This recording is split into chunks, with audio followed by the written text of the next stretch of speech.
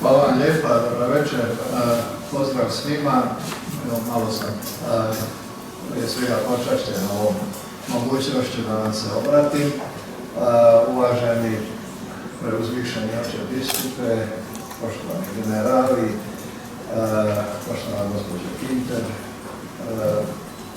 poštovani autori knjige doktore Nazor, generale Jeviću, tu su autori dr. Marijan, brigadir Nikola Krušić.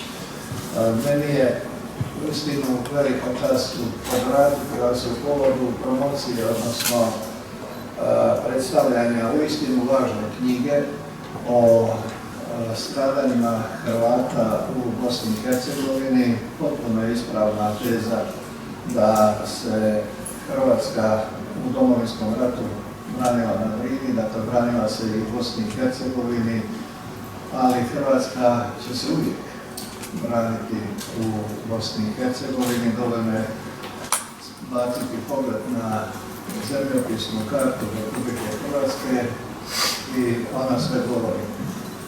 George Kaplan je jedan od vodećih svjetskih geostratega kazao dovoljno je pogledati zemlje na geografskoj mapi i možete 70% najvažnijih činjenica o toj zemlji reći samo na temelju tog pogleda. Dakle, mi sa Bosnom i Hercegovinom smo neraskidivo vezani kroz povijest, kroz sadašnjost, ali i kroz budućnost. Zato je pitanje položaja Hrvata u Bosni i Hercegovini jedno od krucijalnih pitanja, ne samo za opstojnost, važnih za opstojnost Hrvata u Bosni i Hercegovini, već i za opstojnost Republike Hrvatske kao takve, jer mi vidimo koje su sve tendencije kad su u pitanju Hrvati u Bosni i Hercegovini, iz kojih sve smjerova dolaze. Svi na neki način pretendiraju za utjecaj u Bosni i Hercegovini, a mi, Hrvati i Hrvatska, želimo samo istinu.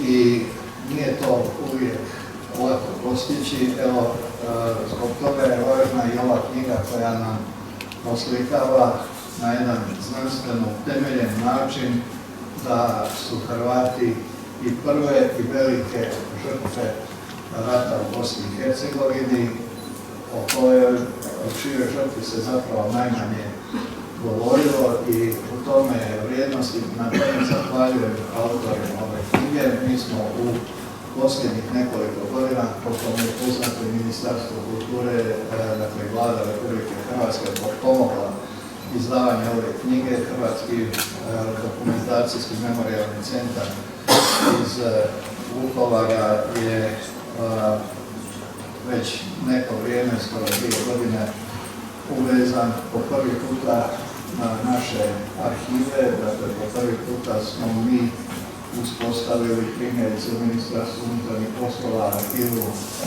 Domovinskog rata i znam da se da suradnici gospodina Nazora, ali i drugi istražitelji koriste tu arhivu. Sve je to spojeno sa Ministarstvom hrvatskih branitelja.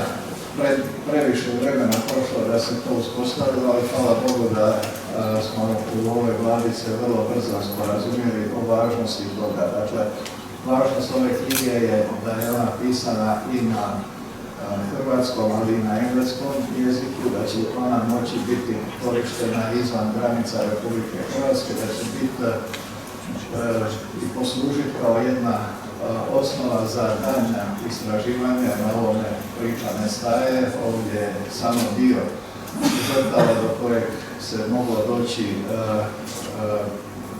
obrađen od 8600 Hrvata koji su poginuli bez onih civila i vojnika HVO-a. Znamo otprilike omjere koliko ih je poginulo od strane srpskog agresora, od strane muslimanske vojske.